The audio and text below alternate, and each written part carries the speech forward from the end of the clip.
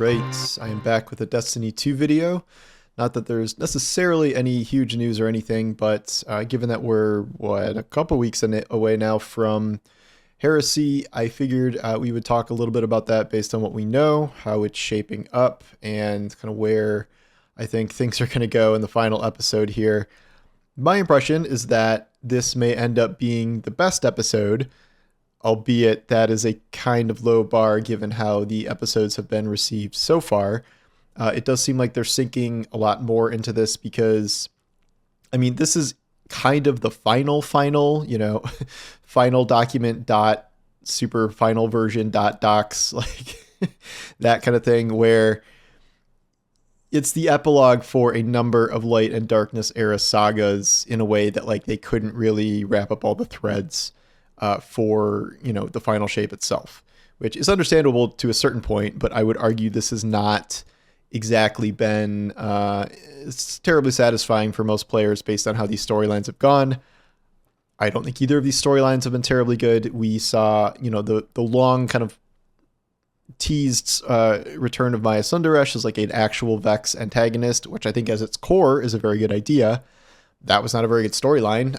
And, she may still exist somewhere apparently, but that was certainly not a fully realized story.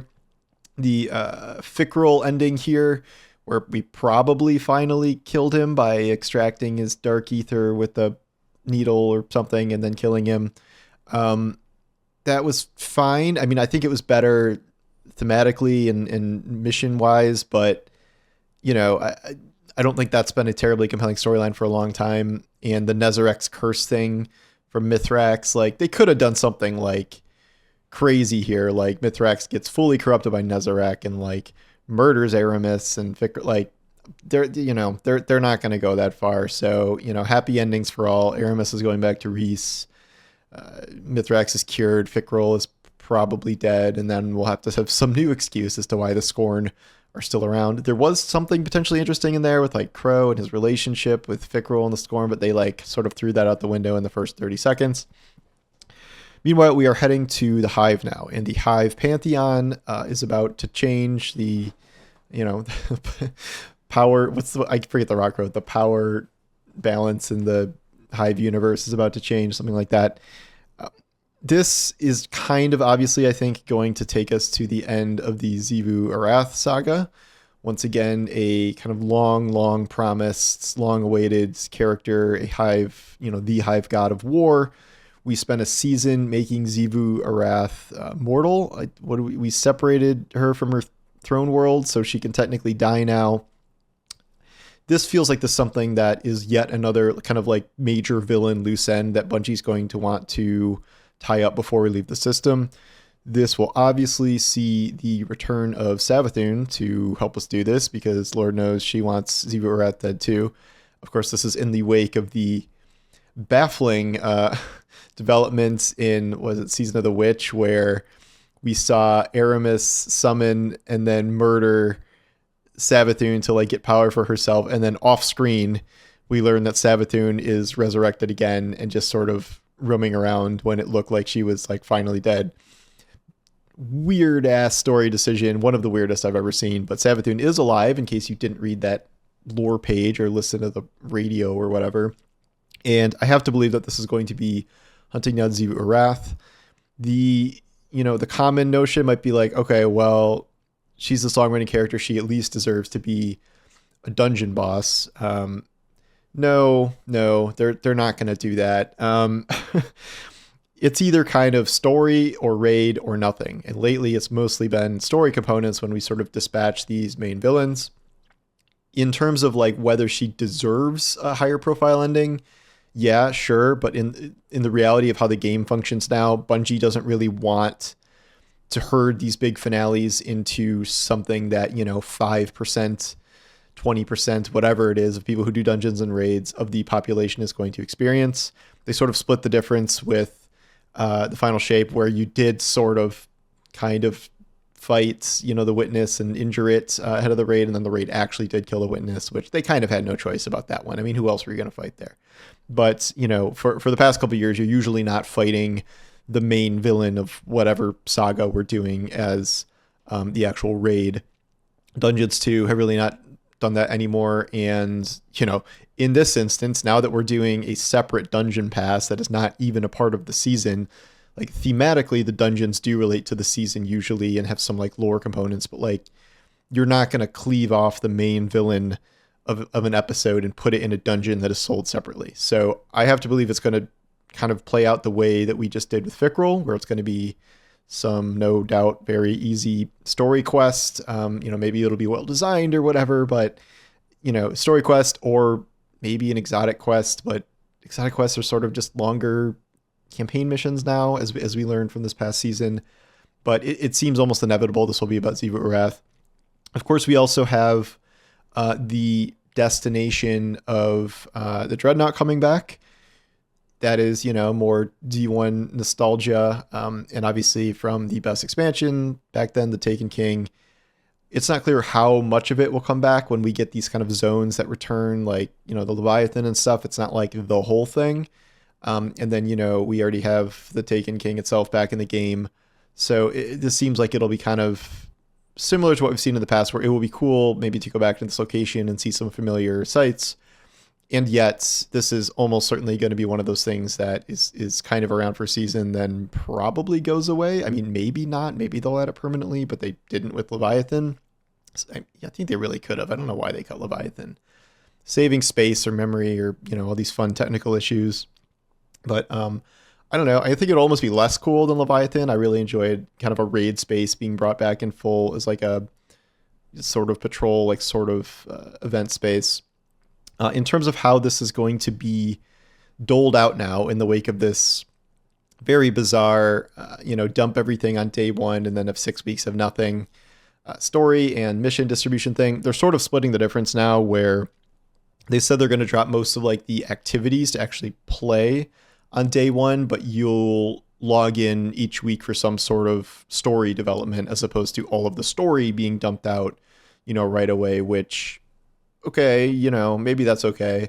Is it going to be like 3 weeks of story though, and then 3 weeks off again? Is it going to be all 6 weeks of story the whole time? It can't be that, right? So we'll see how that works in practice. I mean, I don't think you can do worse than what we had this season with everything dumped out at once. So maybe this is a better compromise where it's not time gating activities, but it's time gating story a little bit, which people won't be as mad about. I don't know. We'll see. I'm excited for the Sandbox changes. My favorite part of like every Destiny season now is essentially combining, what sometimes are pretty major Sandbox changes in terms of more general changes, specific exotics, specific weapons, with whatever the artifact is. Some people hate the artifact. I don't mind it. I think it's fun. I think you can make kind of unique and creative builds per season that are a lot of fun. And I don't mind the focus on specific elements. I think it gets you out of your comfort zone. There's a few things that look cool. Like there's, this crazy buff to Radiant Dance machines on Hunter that looks like you can make a fun build with. They're buffing my favorite Geomags, and Storm Dancer's Race actually sounds interesting. They're doing some interesting buffs for Kepri's Horn on Titan, which I would be curious to test out. Apparently that's actually getting an ornament too. So, wow, big deal. They are buffing a lot of general things like 15% for scouts against minors, 30% against majors. That reminds me of what they did with the legendary hand cannon buff, where they like super buffed it against majors and made those stop feeling like absolute shit. I think there's a little auto rifle buff, tiny submachine gun buff. There's a really big series of glaive buffs coming. I've really personally liked glaives since their introduction, but they're hardly meta. They're essentially mass buffing all stats across glaives.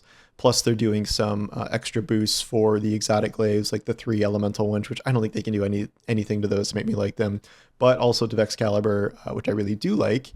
And that's getting stronger too. So that, maybe we'll get a fun glaive season, and there'll be other fun glaive modifiers. I bet there will be. If they're doing all this work to overhaul glaives, I bet they're going to do some sort of glaive based, at least a couple of those modifiers. So we'll see.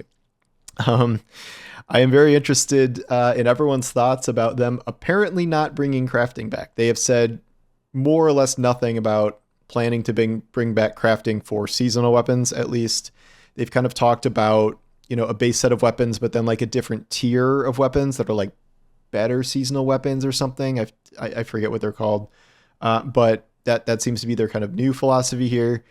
You know me, I'm Mr. Anti-crafting. I didn't best crafting this episode. I got, pretty much all the rolls I wanted, or pretty close. But I know the vast majority of people were pissed that crafting's not here. And I mean, I thought with 100% certainty crafting would come back. I guess it's not 100% confirmed it's not coming back, but nothing they've said so far that I've read indicates it is. At this point, I'm like, screw it, because, one of my core reasons about not having crafting is that to do that, you need something that offsets the RNG to a significant degree. And like, yeah, I scrape by the season, but I also, I grind a lot more than normal people. The goal here was always to do something like the original Onslaught farming, where that dumped weapons on you. You got weapons as drops. You could focus weapons pretty perfectly. You got extra currency you could dump into a chest after. You're going after shinies that had double perks. There was like a ton of stuff here. Whereas this season you have like potions, which are very clunky and annoying to use, and you don't get enough drops of anything. Like it's 20%, 30% maybe of the drops you were getting before. So yeah, that is going to be frustrating, and I don't blame a lot of people for wanting crafting back after that, because if you have a shitty system that does not adequately curb RNG, there's always been a middle ground. It's not like you need just 100% RNG and you need to farm a dungeon encounter, 500 times to get the roll you want, or just get the borders and craft and you're done. Like there is a middle ground here that I think still makes it a loot chase as opposed to just, doing your borders or logging in even to get a free border every week, doing nothing, and actually wanting to like hunt down loot. And I do not think they struck that balance at all in Revenant. And if they are going to not do crafting in Heresy, they better figure out how to like rain weapons, original Onslaught style. The fact that they didn't this episode is concerning to me, and I don't know if they'll do it again. And then, Lord knows we don't know exactly what they're going to do in the Frontiers era. I am very excited about, just this being the last episode, not that not just because the episode format has kind of sucked, but I'm is all the being down in Destiny and stuff right now. I am genuinely curious about what it's going to be like to, set up moving into a new era of Destiny in terms of, going to this Frontiers destination and how we get there, what the impetus is for leaving the system, where's the first location we go to, how are things going to change from there, what characters are going to come with us, maybe who's staying behind, things like that. So I don't know if all of that will be revealed at the end of this episode, and it might be like an annoying cliffhanger. But Frontiers, I'm assuming, would start up pretty close after. I'm not going to rule out there's going to be some sort of delay with Frontiers, because this is also a year, allegedly, that Marathon is supposed to be coming out, and kind of balancing all these together, and the fact that we usually see delays with expansion content, even if this is smaller expansion content, is probably going to get delayed, right? I mean, it essentially always happens. But anyway, those are my early thoughts on Revenant. We have more weeks to go, information. I mean, they've already revealed a good amount about it, so I don't know how super into detail they're going to go, but I think there's enough to at least kind of give first impressions about what's happening here. Let me know what you think in the comments, and if you are a little bit excited for this, or super hyped, or you just your interest is dead. It's never returning. So anyway, thanks for watching, and I'll talk to you soon. Take care.